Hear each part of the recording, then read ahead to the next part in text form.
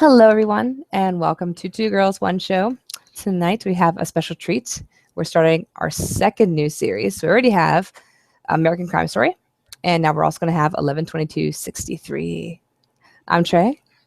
And I'm Dana, the yellow card man. Dana is going to be known as the Yellow Card Man. So I think that the Yellow Card Who Man are you? could you please give us a synopsis from the Yellow Card Man's perspective?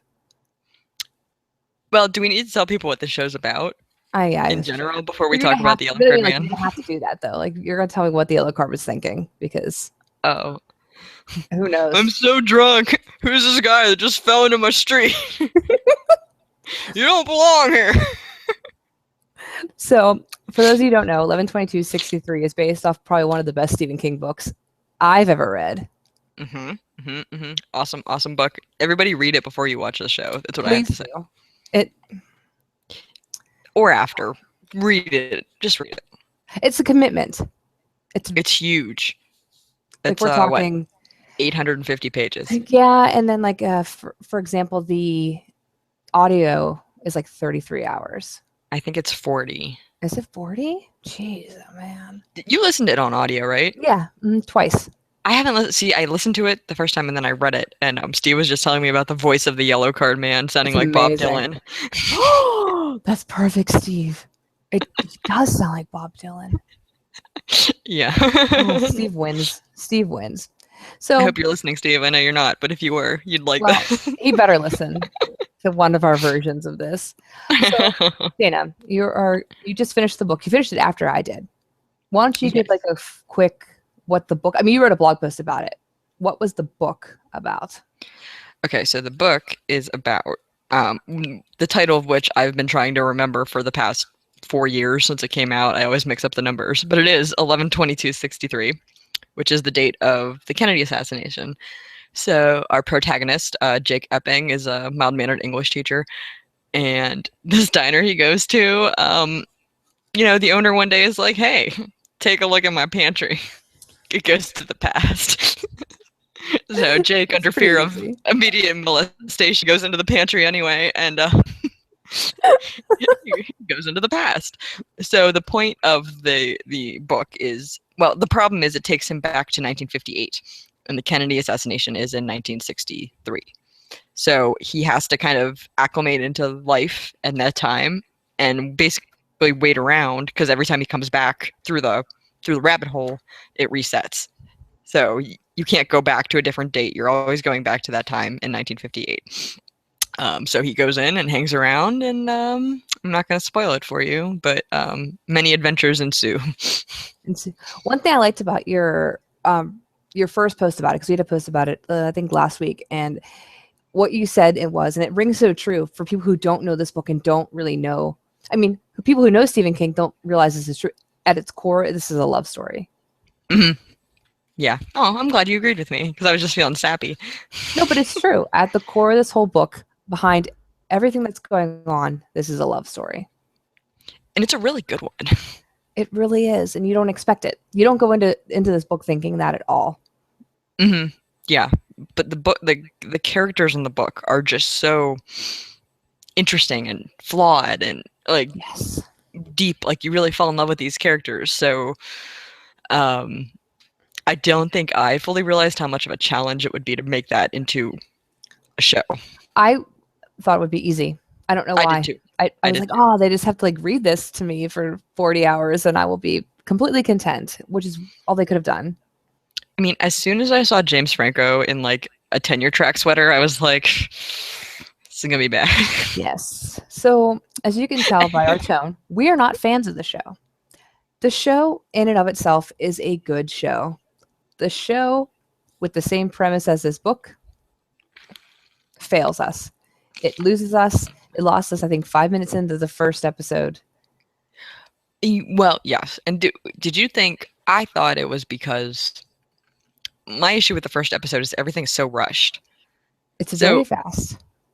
In the book, and I kind of was reductive in my description, but you get to know Al, the man who owns the diner, and you get to know why he feels so passionately about this, and he really talks Jake into it. In the show, it's just like, hey Jake, hop in here, and Jake's like, okay, like, it's And I guess what I didn't like is, I mean, they're doing it now because they're doing flashbacks of when him and Al are talking, but I didn't like that the whole first episode they cut out pretty much everything him and Al talk about, and they're doing I flashbacks of it. agree. It really threw me off because I was like, why did he decide to go in there? But you have to know Al's passion before you realize why he would go in there in the first place. Yeah, and I don't like this Al. Do you like the No. guy playing Al? Mm-mm. He seems like not mean, but just like, I don't know. Al in the book just seemed Crotchety. like, He's crotchety yeah, old man. yeah. In the book, he seemed like, Like Mr. if Al Rogers. asked me to do this, yeah, maybe. Yeah. Like if Al asked Who me. would you have? Who would you put? I don't know who would I have cast as him. Who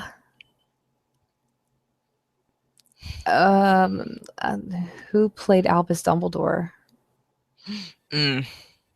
Which one?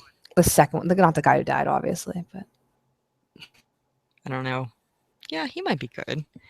Yeah, someone like Michael Caine. I mean, yes. he's British, but I would do anything Michael Caine said, even if it was going in his creepy pantry. We don't know if this guy's British or not. We can't read British on paper. No, all I know is he was in the Muppet movie, and I just keep thinking like maniacal laugh, like every time I see him. He was. Oh no, that ruined the whole thing for me. Sorry, that's the only thing I know him from. That's right. At least he's not really in it anymore. But that was like glaring mistake number one. Glaring mistake number two. And I did not realize, like, I didn't even think about it till you brought it up, but they don't change his name in the series. That pissed me off. It really pissed me off, and I think it's because that. I am so bad. Okay, do you think it's because the other guy is named because what does he? Oh, George. Okay, so in the book he changes his name to George Amberson, but then there's that George de Morshny. Yes, George de Morshield. Thank you. It's because I heard it. Or de Morshy Porsche. De Morshy Porsche. But see, when I read that, I couldn't have gotten that name. No, I had no idea. De Morshield is from Audible, but yeah. But who cares? There's tons and tons and tons of books that have similar name characters in them. I don't know why that made such a huge difference to me, but I think because he was like almost trying to be like somebody else. Like he was trying to be this whole other person. So for him to still be Jake in both realms, and even with Sadie, when he tells Sadie his name's really Jake, that was a big deal. Relationship changes. Yeah, because like this is who I really am. Yeah, that might not happen. I mean, that doesn't. We don't know. So no, I think you're right. I think because they in the book you have Jake and you have George, and they're 100% different people. Right. And eventually George eventually Jake becomes George, because I think he eventually loses himself. Taking off my ridiculous hat right now. He loses himself and becomes George, and that's who he is.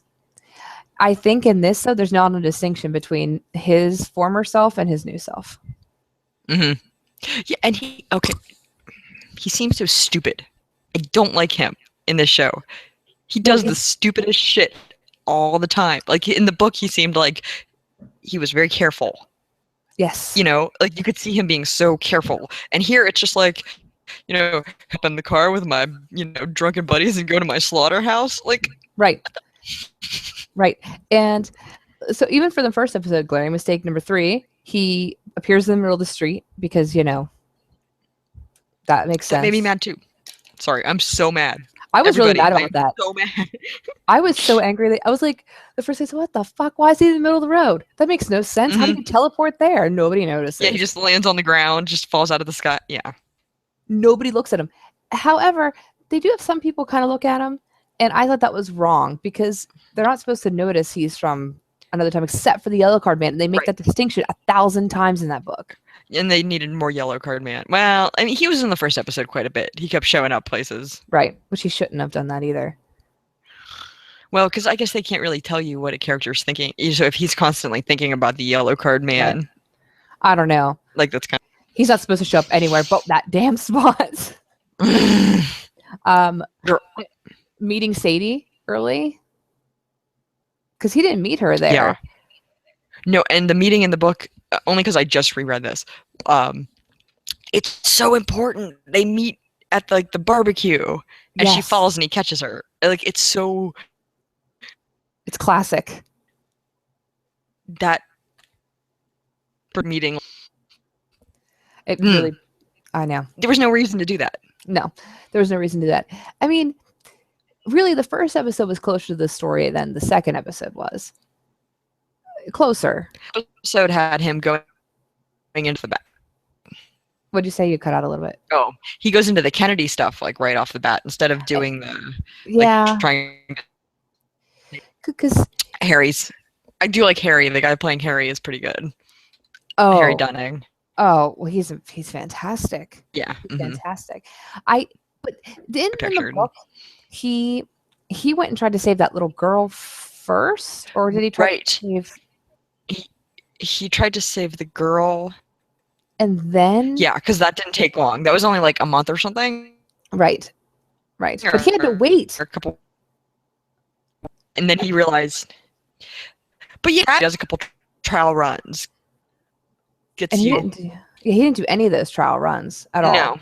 No, he just like jumps right in and takes his notebook and thinks he's ready to go.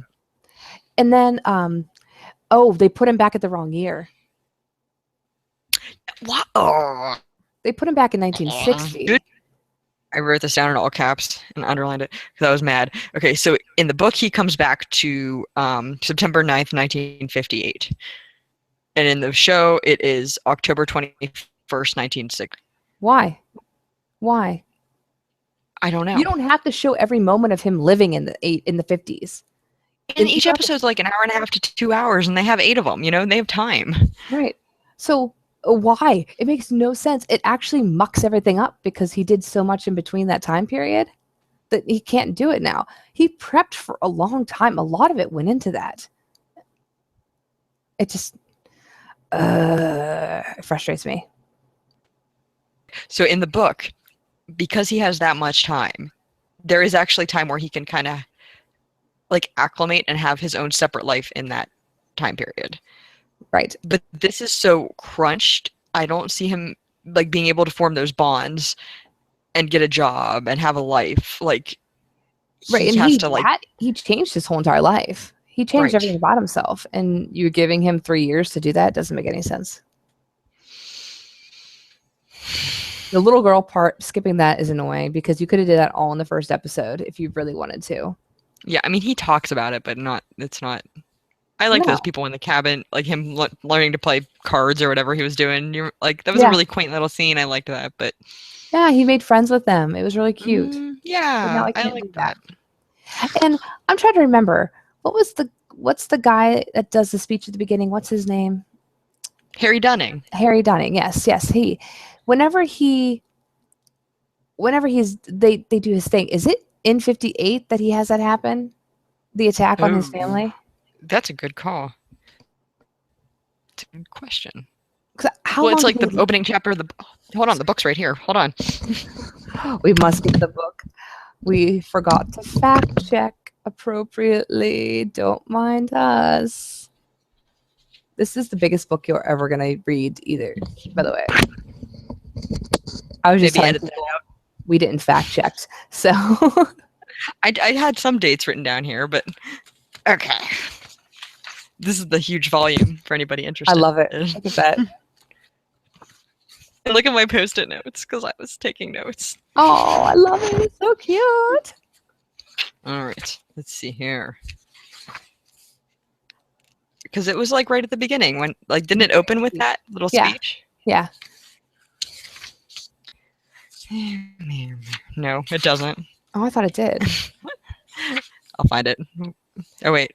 There it is. It wasn't a day, but a night. It just doesn't say the date right off the bat. I was just curious because, I mean, if not, they pushed it up 2 years, which I guess doesn't mean much. You should have fact checked. Yeah. It's a big book to fact check, so let's just remember that, please. Oh, wait. Okay, it was 1958. So they moved it up. Yeah, it was 1958. And then you wonder, now, okay, so that was the first episode where they kind of hit the top parts of the story. He goes in the hole and he sort of kind of assimilates in a weird way. And it doesn't, I don't know. It didn't really do much for me. The second episode, like, infuriated me.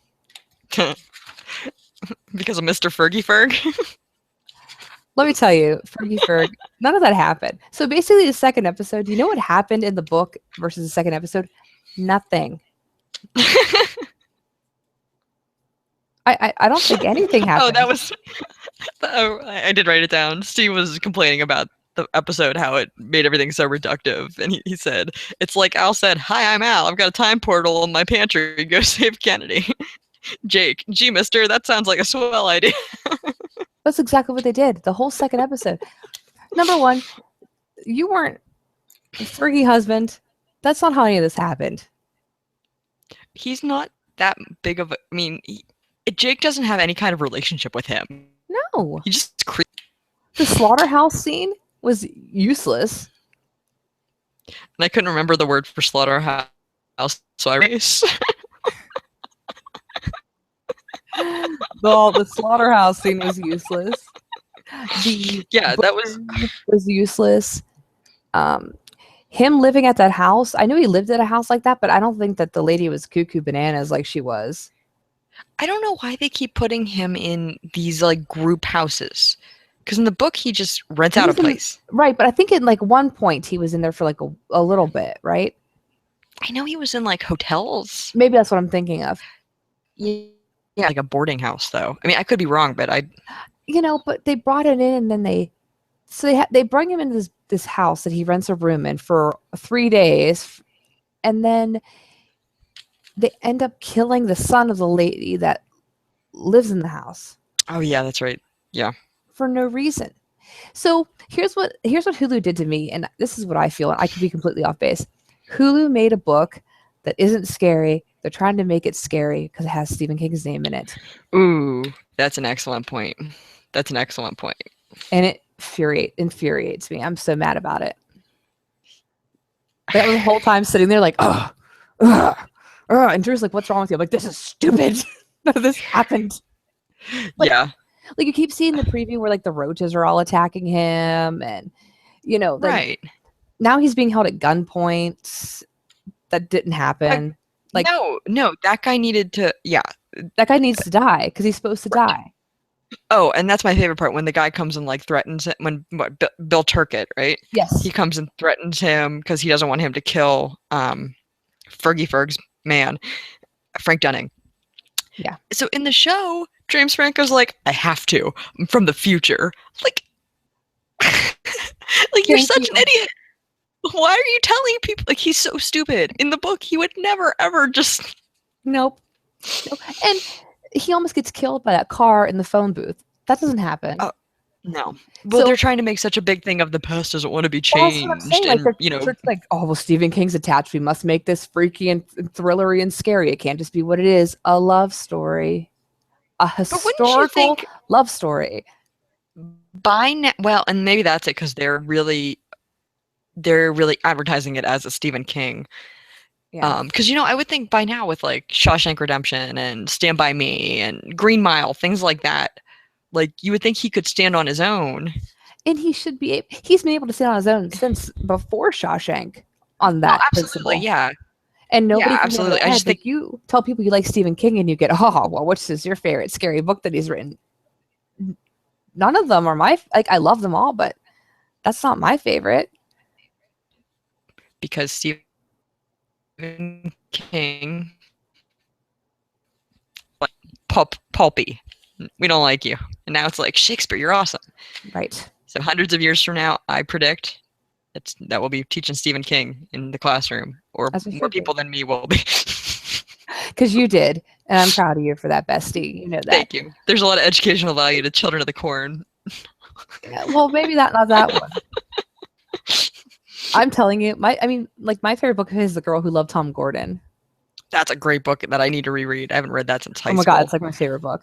I have a hard copy. I just love it. I could hug it all the time. Have you seen the pop-up one? Of that book? Uh-huh. I saw it online, but I don't own it. I need to get this. God. I need to get this book. I'm writing it down because I need to read it. Not the pop-up one, but in general. But seriously, that's what I think Hulu's doing, because there's so much thunder and lightning and rain. And it's really dark, and he stands there and he looks up at the rain, and we're making it. That felt just like Shawshank. That felt just like Shawshank when he's standing in the rain. And why are you doing this? But like I said, episode 2 didn't happen. Episode 2 did not happen in that book at all. I mean, I don't think any part of episode 2 did. No. He does not get chummy with Frank. He doesn't get chummy with Frank's friends. Where's the bookie that he likes? Like the little, was he Irish? Oh yeah. What the? I liked that guy. Bill Turcott's a drunk, if I remember correctly. Yes. Yeah. Not a bartender. That's correct. No. That was so and that like scene when they meet in the bar, that was so stupid. Like, oh, somebody I told knew me him to once. see Frank Dunning. Like, come on, like you got to be like stealthy. He was way smarter in the book, and they because he had time. He had time. Yes, he knew that. I don't know. If I were Al, and my only options were ask this guy to go to the future or not, I would not ask Hulu version of Jake to go. I'd be like, this is just not going to work out. And it frightens me for the ending. We're not going to give anything away yet, but it frightens me that the ending is not going to be what happened at all. Well, because there's so much material to cover in this book, so on stuff that didn't happen at all. Right. So like I said, we haven't watched the 3rd episode. It just came out yesterday. Yes. I'm sure we're going to be disappointed. Yes. From the preview, it looks like he finally starts teaching at the high school. Oh. Which we have like no advanced warning of from this. Oh, I thought he was kidnapped by Bill Turcott, though. He is kidnapped, but somehow he gets... I don't know. Bill Turcott, you should be dead. You stab Frank... You get stabbed in the gut, I think, and you kill Frank Dunning at the same time. So he never killed Frank Dunning either. I thought Bill Turcott did. They pinned it on Bill Turcott. Oh, did he really kill him? I think he actually... Yeah, a book where he talks about like not having issues with killing Bill. Or no. I'm sorry. I thought you meant Frank Dunning. He did kill Frank Dunning. He did. Okay. Did he choke him out like that? With the lamp wire? I don't remember at all. But see, that wasn't the focus of the book. It was such a side plot. I'm pretty sure he did kill him though. But yeah, it was a side. It was more of like he had to see if he could do it, because going back is to kill somebody. Right. So and right now he's supposed to be going back to the future to see what happened. Instead, he's kidnapped. Well, it's important for him to go back to the future because he sees that it's foreshadowing. Right. Right. Because going back to the future, yeah, he saved them, but it doesn't turn out. Yeah. Mm-hmm. So. Yeah, that would have been a really important thing to show, but it's just disappointing. I will say my husband has not read the book, and he thinks the show is awesome. And it probably is, but we're coming in with very rose-colored glasses on this. Like, the book can do no wrong. We're so excited. And Steve's friend Tom, big fan of the book, and he's watching it too, and he said, with a book that great, going into it with such high expectations, you're bound to more like speculatively, but that's being nice. I think that's being generous. If you're listening, Tom, nice. You're too generous. You better listen, Tom, because you're generous. And you're gonna generalize us. I don't know, but I feel like we're in mid-season American Horror Story right now, where we really hate everything that's going on. And and there's still like all these episodes left, all these like 2-hour long behemoth episodes left. It's so long. I don't know. How many as you're watching it to be like, how much of this is left? I've never wanted to check my phone so many times in a show. Yeah. And I have to watch them twice because I just quit paying attention. Yeah. Yep. I thought that's why I really like Crime Story, because they've been keeping it at that 1 hour mark, which is something that American Horror Story doesn't do. And neither does this show. Children. It's a time commitment. We always pick these shows that are time commitments. I know, and as soon as I said to you, let's do all 3 tonight, like, I kind of knew. I'm like, we're neither of us are going to watch this. Like, we're going to sit down and be like, I should watch it. And then be like, Yeah. Not going to happen. And it didn't happen, but. No. 1 and 2, technically reviewed. Technically, I give the show a 4 out of 10 right now. I think that's generous. I think that's fair. Because it's I don't like James Franco in that. I agree. I kind of like James Franco in general. Right. I mean, we talked about that, how he's like real creepy, but you still kind of like want to give him a hug. Like there's something kind of endearing about him. Yeah. But not this James. Not this James. No, he's just stupid. I wish they would have hit him with a slaughter hammer. I thought they were going to. That's what I thought was going to happen. I thought they were going to beat the crap out of him. The biggest shock for me, like, my only reaction during that whole episode was like, oh my God, that's Fergie's husband. Like when I finally figured that out. I know, you texted me. I texted you, this is the worst. Have you watched it yet? That was all I had to say about it. That's the only thing I had to say about that whole episode. None of this happened. Is that Fergie's husband? It's nice to know they're giving him work. He needs to make some extra cash. Well, I spent like half the episode trying to remember who he was. I was like, who is that guy? That actor? Yeah, he looked really different. Yes, he looks weird. Like his jaw was, I don't know. Yeah, he had 60s hair. I don't know. That's not how I imagined him. Oh, one last thing, because I think we can said enough about how much we hate this. James Franco wearing a pictured tee to the past when he goes back the second time. Idiot. He's such an idiot.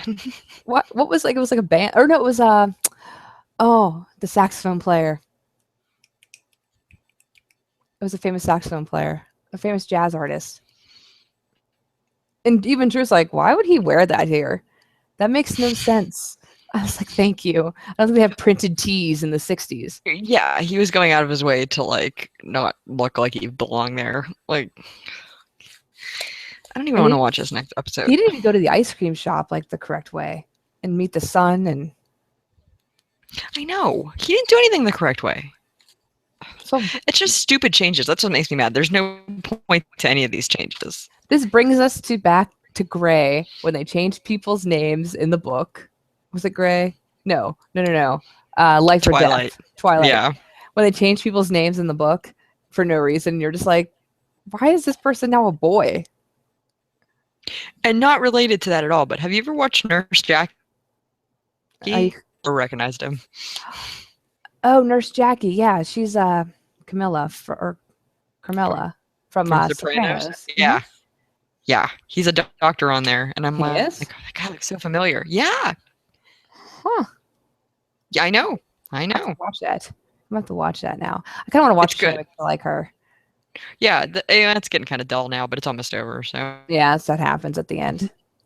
Not related at all. We want you to tell somebody. I'm always looking for that information, and so are our wonderful watchers and listeners. Well, thanks guys for joining us tonight. It's Crime Story night, so expect us to hopefully record Crime Story 3 and 4 in the next 3 weeks. 3 and 4. No, we usually we do 2 episodes. We do pretty good, and then we also have right. 2 book reviews for you guys. Yeah, we got a lot of stuff for you guys. So only because I get really mad at Axe Contrition and Dana got really mad at The Choice. So, which I was also angry about at the very end of the book, like slam phone down angry. So we have lots to talk about. As always. Well, thanks guys for listening, watching. Enjoy the show. Check it out. Let us know if you like it, if you haven't read the book. Or even if you have. Yeah, give us some feedback. We're curious about opinions. If you've read it and you like it, I want to know why. Like, I'm not trying to be rude. I just want to know your reasoning. Like, we want to know why so we can verbally attack you on air. Be prepared. We'll see you guys next time. Have a good night. Bye. Have a good night.